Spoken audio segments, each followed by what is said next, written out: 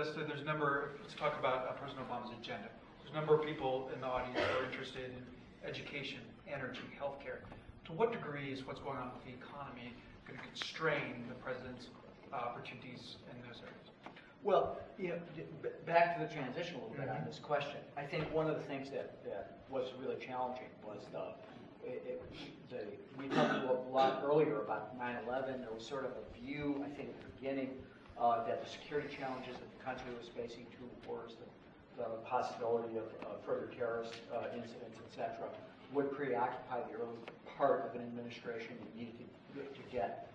Again, much of the focus of that 9/11 legislation we talked about earlier was you had to get people in place who could manage crises at the national security level.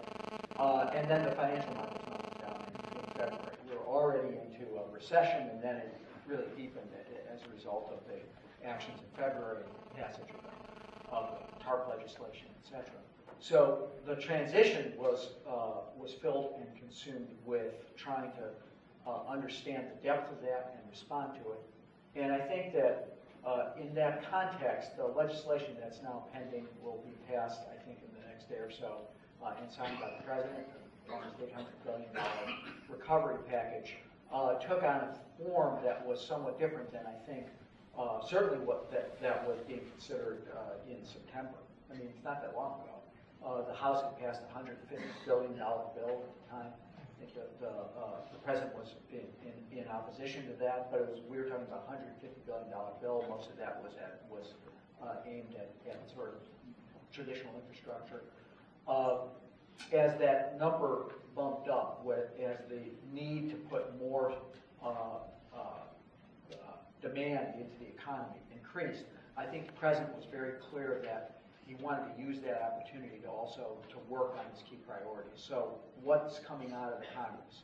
A major commitment on investments in clean energy, energy technology, energy efficiency, trying to deal with public buildings, rebuilding the infrastructure, a big commitment to public education to provide the monies that are necessary to one of the things that was cut as a result of the action of the Senate was the rebuilding of public schools, but that was a big emphasis in the original package the President put down.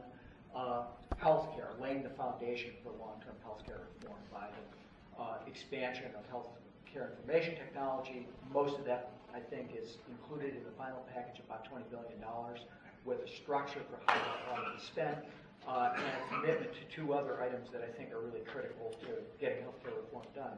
One was an emphasis on cost effectiveness and providing the money to do cost effectiveness research to provide the basis to try to begin to bend the exploding cost inflationary curve on healthcare, and the other was a focus on wellness and disease management and disease prevention. Both of those were strategies to begin to contain costs and to provide the opportunity to give everyone coverage.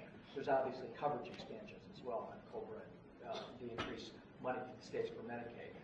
Those are the core elements, I think, of where if you look at what just happened, I think it's a guide to what's going to happen, which is to say he's not abandoning those core issues, the commitment to middle-class tax relief, which is included in this bill, the commitment to education, to energy, to healthcare as a key domestic priorities. And of course, he's had a broad foreign policy agenda. But those things that he talked about on the campaign trail are deeply rooted in this recovery bill. And I think you'll see when he announces a budget at the end of the month, the strategy for going forward to take this as the first step in a journey towards building a sounder basis for long-term growth and for getting wages growing in the country.